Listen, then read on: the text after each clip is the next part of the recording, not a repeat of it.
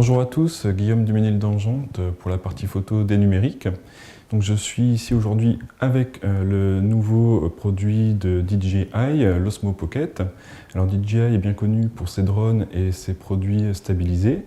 Et l'Osmo Pocket est leur nouveau produit, donc une petite nacelle vraiment portative, vraiment très compacte, qui est lancée au prix de 350 € et qui a été présentée maintenant il y a quelques jours maintenant. Le produit est une nacelle stabilisée donc, qui permet de faire de la vidéo et de la photo et elle est équipée d'un capteur de 12 millions pixels. DJI ne communique pas forcément sur la focale utilisée, il parle d'un angle de vue de 80 degrés et d'une ouverture à f2. Alors, pour ce qui est possible de faire, vous pouvez faire des photographies, il y a des modes panorama, il y a également des timelapses qui sont prévus avec du mouvement, et évidemment sur la partie vidéo, il y a toute la partie vidéo et également vlogging pour ceux qui sont adeptes de cette discipline. On peut parler aussi donc, de la stabilisation et de la motorisation qui est vraiment très efficace.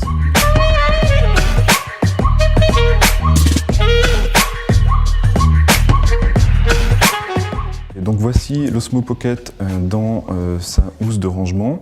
La housse est dans un plastique semi-rigide et la housse est très bien réalisée. Donc on a un emplacement prévu pour pouvoir la recharger alors qu'elle est rangée et également un espace qui est prévu pour l'adaptateur qui se destine à l'utilisation avec un smartphone.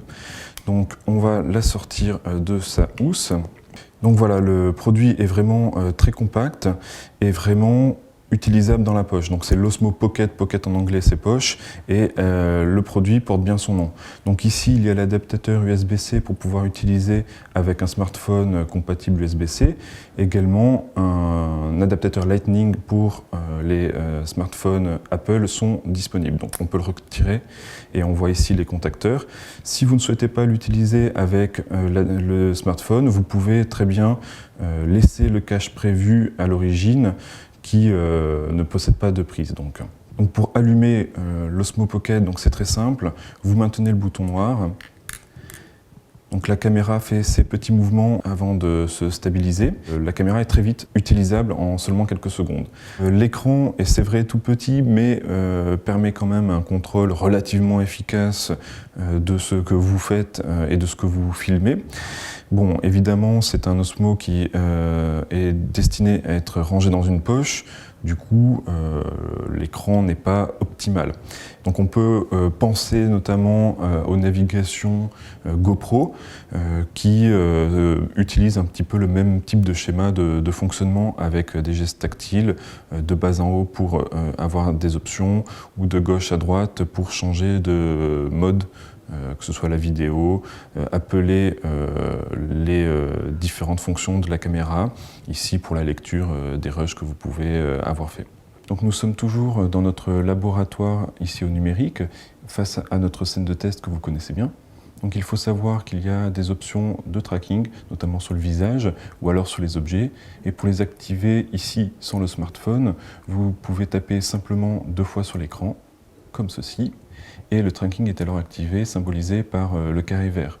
Alors l'Osmo Pocket est vraiment très compacte et peut se glisser très facilement dans une poche, mais elle est aussi prévue pour être utilisée avec un smartphone, ici avec la petite prise dédiée.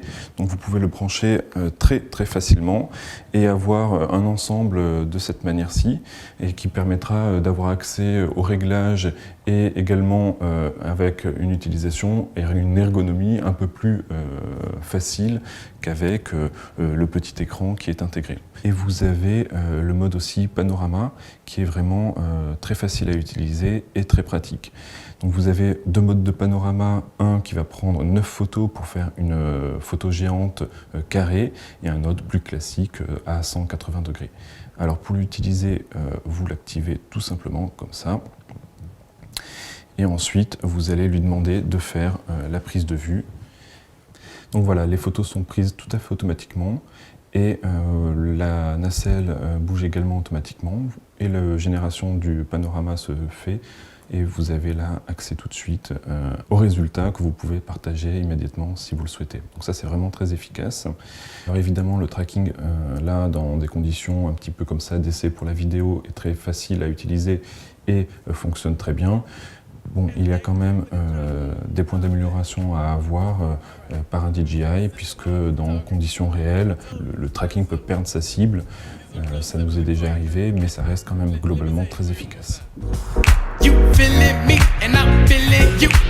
What we gonna do?